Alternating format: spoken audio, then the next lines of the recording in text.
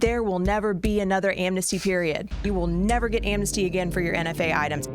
We're the Armed Attorneys. Today we're talking about AR pistols and the proposed amnesty that's kind of floating around online. We're talking about what we know, what we don't know, and what folks need to do going forward. But before we begin, show your support for the Second Amendment by hitting that like button. And we're talking AR pistols. And a lot of folks might say, hey, what is that? For the uninitiated, an AR pistol is it looks like a rifle, but instead of having a stock, it has a forearm brace, something to help the shooter stabilize it. But since it's not designed to be fired from the shoulder, it's not considered a rifle and therefore does not require registration under the NFA as a short barrel rifle. Now, what a lot of folks have done is they've taken these AR pistols. They have the receiver extension, or the buffer tube, sometimes people call it that. They've attached these forearm braces to them, and up until, and over the past decade, the ATF has said, these are not considered short-barreled rifles, no issues here, but they have kind of changed their mind. And before we kind of get into it, we have to talk about the definitions of these things because it's really stinking important. So when we're talking about what a rifle is, I know this sounds like basic stuff, but we have to understand it. What does the government, the federal government, consider a rifle? Yes. So we have definitions for rifle, for short barrel rifle. Why do we care? Well, of course we care because short barrel rifles must be registered under the National Firearms Act. You have to have your tax stamp, a tax paid, and if you do not, well, you are committing a federal crime, and in many states also a state crime. So here's the definition of rifle. It is virtually identical in both the United States Code and the Code of Federal Regulations. The term rifle means a weapon designed or redesigned, made or remade, and intended to be fired from the shoulder, and designed or redesigned and made or remade to use the energy of an explosive to fire only a single projectile through a rifled bore for each single pull of the trigger. Now you'll see, and we won't go through the definition of handgun here, but you'll see that really we're looking at intent, right? Long guns tend to be ones that are intended and made to be fired from the shoulder. Handguns, intended and made to be fired, believe it or not, with only a single hand, although most of us do not do that for accuracy purposes. So if that's a rifle, what then is a short barrel rifle? And again, definitions are virtually identical or identical between the United States Code and the Code of Federal Regulations. So here's what you need to know. The term short barrel rifle means a rifle having one or more barrels less than 16 inches in length, and any weapon made from a rifle, whether by alteration, modification, or otherwise, if such weapon, as modified, has an overall length of less than 26 inches.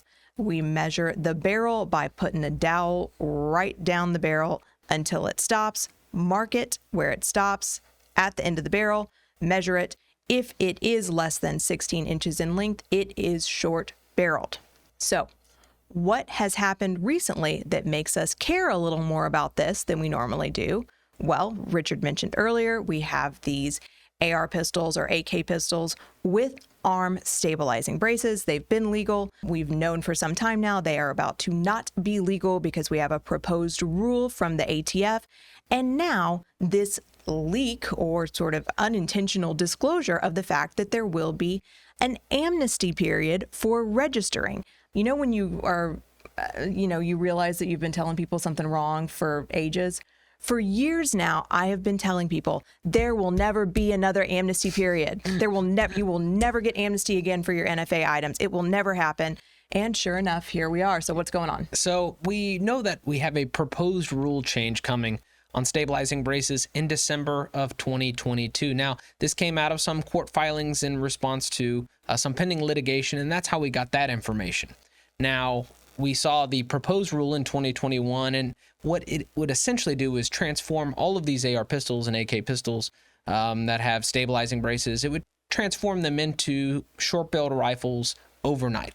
Now, we won't know what the final rule looks like until December 2022, so there's a lot of speculating in the community about what the final rule will look like, and we can't really engage in that, and it makes it very difficult to say, hey, this is going to happen or this isn't going to happen. So we have to wait till we see that final rule. There's way more we don't know right now than we do know. So I know we're going to get a lot of questions about, what do I do if I have a pistol and a stabilizing brace? And we just can't tell you is it going to qualify as an SBR, what the point system's going to be, and what the penalties, I mean, all of it. So just bear that in mind right now. But there are some things that we do know, and that's what we want to talk about next, because the ATF asked the Office of Management and Budget to modify the ATF Form 1. Now, this is the form that's required for when someone manufactures an NFA item. So if you're building a short-barreled rifle, or you're building a short-barreled shotgun, or AOW, or something like that, if you're going to be manufacturing one of these things, that's the form that's typically used. Now, the ATF asked the OMB, hey, we need to have the capability of people to attach photographs, and so we need to modify this form in anticipation of this amnesty for SBRs coming up. And this is the leak from Ammoland. This is the language on the form in the request. It says, due to the upcoming amnesty registration of pistol-braced weapons, photos of the weapons being registered will be required to prove the weapon does utilize a pistol brace in its configuration and would qualify for amnesty under this registration. Now, this is, I will say, the first kind of big takeaway from this is a very big departure from what the ATF has traditionally done in the past, because and we see this, a perfect example of this is solvent traps or suppressor kits. You know, a lot of people would submit these things and they would have to submit them in their incomplete form before the ATF would give them the go-ahead. And we know now that the ATF has changed their mind on these kits and solvent traps being considered complete suppressors, and therefore won't grant Form 1s because they say, hey, this thing's already an NFA item. There's no manufacturing for you to partake here. What jumps out at you, Emily? Yeah, well, they want to be sure that you are not registering what is already a short barrel rifle under the law that has not been registered. So they want to see that this is in fact an AR or AK pistol with an arm brace, not a true SBR that you have just possessed under the radar without registering. So that's one thing that jumps out at me. Yeah, there. so in other words, I mean, this isn't free short-barreled rifle time. So if you were to send a photograph, for example, you know, assuming that the final rule contains all this, of a completed short-barreled rifle with a stock on it, they're going to say, this doesn't qualify for the amnesty. And you've just tattled on yourself. And I bet a bunch of people make that mistake. Probably. And, you know, this is a big departure from the 1968 amnesty, in which it was amnesty for all, right? Anything under the National Firearm Act that you possessed that was not registered, you sort of got that free pass for 30 days. We don't know how long the amnesty this time is going to be, but it may be very, very short. So if you intend to take advantage of it, you need to be ready to act quickly. Yeah. And we'll say, I mean, the 1968 amnesty, a lot of people thought that that was kind of a trap to get gun owners. And I know you and I disagree a little bit about this. Sure. But we see this kind of range of amnesty in 2022. I mean, what do you think? I don't believe this to be a trap, and we'll talk about why later. I think that it's evidence that the government knows it has screwed up recently, not a trap for gun owners. I know, I hear the finger clicks on the keyboard already, but...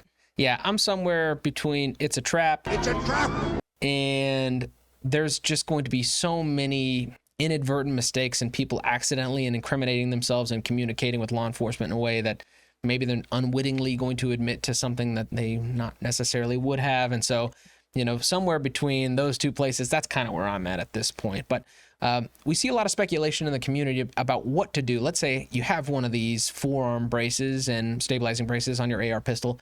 A lot of folks asking, can I just remove this thing? Would that be legally compliant? And what do you say to folks in that situation?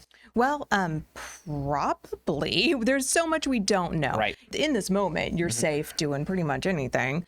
We just don't know. We don't know if not attaching that arm brace is enough. You could just keep it and store it separately. We don't know if, like bump stocks or FRTs, that they're going to become radioactive overnight. So for the time being, I would say don't do anything yet. Right? Yeah. And on top of that, you better believe there are going to be challenges in court that makes these situations very dynamic. And so you need to be able to stay up to date with this information. Obviously, we're going to be covering it. But on top of that, this sends a signal that the government knows that they're not on the up and up and that they are going to face some very large legal hurdles, especially in the face of the New York State Rifle and Pistol case, the West Virginia v. EPA case, and it hasn't been decided yet, but even with the Chevron deference under Aposhin v. Garland, which hopefully we see a decision on that in the not too distant future, but it looks like there's going to be some serious challenges to this. Yeah, and that is why That's why I don't think this is kind of a nefarious trap. I think it's a signal that the government knows that everything that has happened recently, bump stocks, potentially FRTs, solvent traps, even put aside New York State Pistol and Rifle versus Bruin. I have maintained from the beginning with bump stocks that taking away people's bump stocks overnight, I didn't have one. I can't tell you I was particularly attached to bump stocks as an instee, but taking them away overnight is an unlawful taking by the government without compensation. I believe that that is what they're worried about here with, your pistol brace, granting amnesty so that if in fact it is an unlawful taking, to take something you already legally own and say, no, I know you spent money on it, Richard, but sorry, you don't get it anymore. Right. It's nuclear and it's gone. I believe that they know that that is not going to hold water much longer, and they are trying to do it better and trying to avoid the consequences. Yeah, and that's our Potion v. Garland case. But the other critical case that you have to understand in order to understand all of this is the West Virginia versus EPA, and that covers the major questions doctrine. Thankfully, we've already covered that in a previous video. You need to check that out in order to understand what we're talking about here. But we hope you enjoyed this discussion. If you did, consider subscribing, hitting that like button, and help us fight the anti-2A algorithm by sharing this video. And always question and comment for us below. Until next time, we're the Armed Attorneys.